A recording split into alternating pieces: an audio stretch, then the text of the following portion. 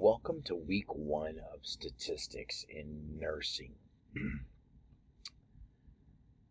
Again, we want to mitigate the fear that you have, understanding that the first 8 weeks are a lot of the key words and key components that are necessary and vital to the weeks after the midterm when you're actually running tests. So don't push away the easy stuff, because it will make the second half of the class a lot tougher, such as even as simple as understanding exactly what the mean is. It's short. It's probably the easiest word to understand. But when you go to analyze, you have to understand it at a deeper level. So making sure that you understand it at that level is what's important. In terms of what you need to do is you need to be reading the chapters, marking up the chapters, looking for all of those words in black. Now, we won't touch on all the words on the black. It's impossible. It'd be just too much work. So you need to understand that you need to understand what they are, whether you understand them fully or not. It's important. The other key in this is you're not going to understand everything. If you do, fantastic. If you have already had multiple statistics classes, some of this stuff is review, but very important as you put it into SPSS. There are multiple ways of doing this: SPSS, R, Python, and Excel. I'm not a fan of Excel. It's a lot of extra work for something that a simple program can do for you, but it takes away the learning of where to put the formulas exactly where they are. The book gives it. It's for me, it was tough. I'm not using SPSS. You're going to download the data, put it in there, and run the data. This will not happen until week 9. So let's get really into week 1. Okay, you have 2 assignments. You have the first one is your introduction. Make sure you are answering all of the questions. That's the real big key as you move toward your dissertation project. Everything is a question. Okay, everything is a question. If you put everything in a question form and you answer all the questions, you're always going to be squared away and set up. If you are just trying to answer it lightly, you're going to miss the concepts that are there. So make sure that everything is a question. The second one is a quiz, and you have unlimited time, and you have unlimited, I don't know if there's an actual number yet, but up to 99 tries. The reason for this is we want you to understand that material.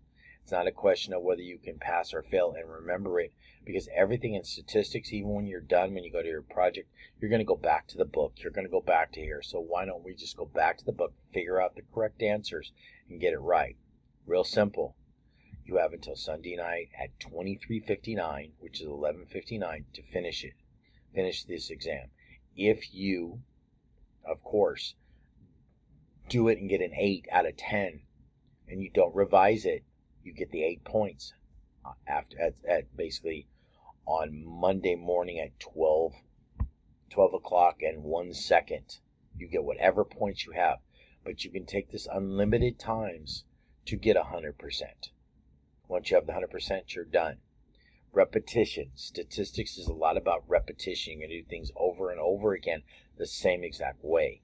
No different than you do in your job as a nurse. You will be doing things over and over again the same exact way. There may be some nuances, but the foundation, which is a key word you're going to hear me say, the foundation is the same. And that's the key. Okay?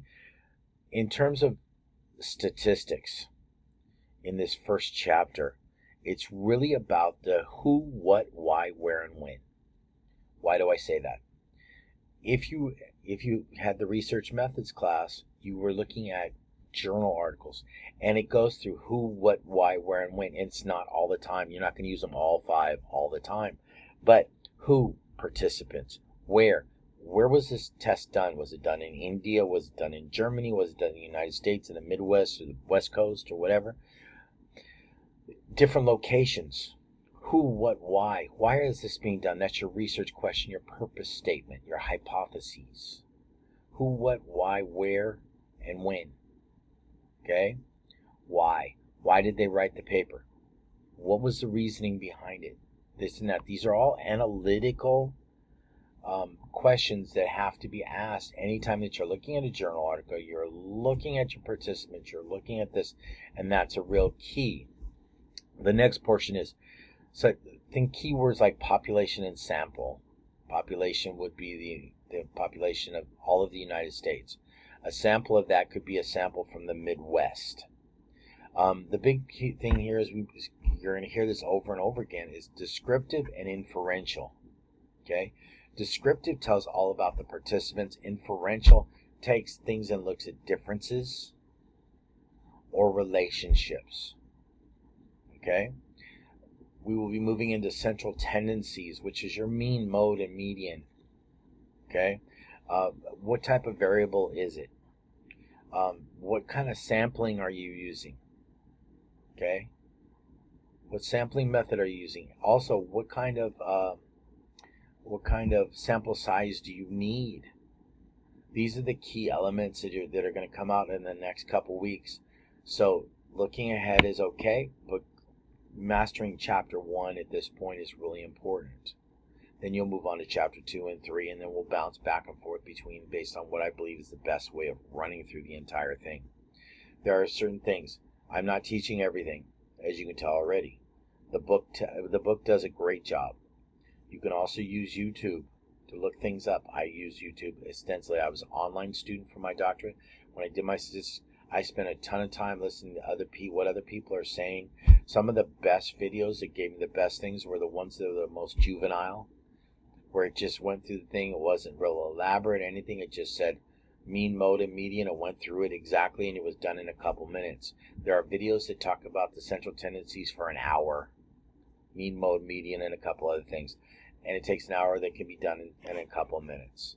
Some weeks you'll be getting videos from me personally, and some weeks you'll be getting YouTube videos because they say it better and it's already done. Okay, I'm not a statistical genius.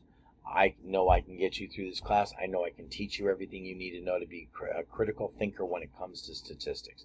That's my niche. Okay, formulas and all that other stuff, I did it. I didn't like it. I love this so much better. Hopefully you will love it the way I will. So you have to summarize, you have 2 assignments this week. Your introduction, make sure you're answering all the questions thoroughly. And then you have your quiz that you have to take by Sunday night, and you get unlimited chances. Have a great week. Feel free to reach out and call me, or text me, and then or call me on any questions that you have.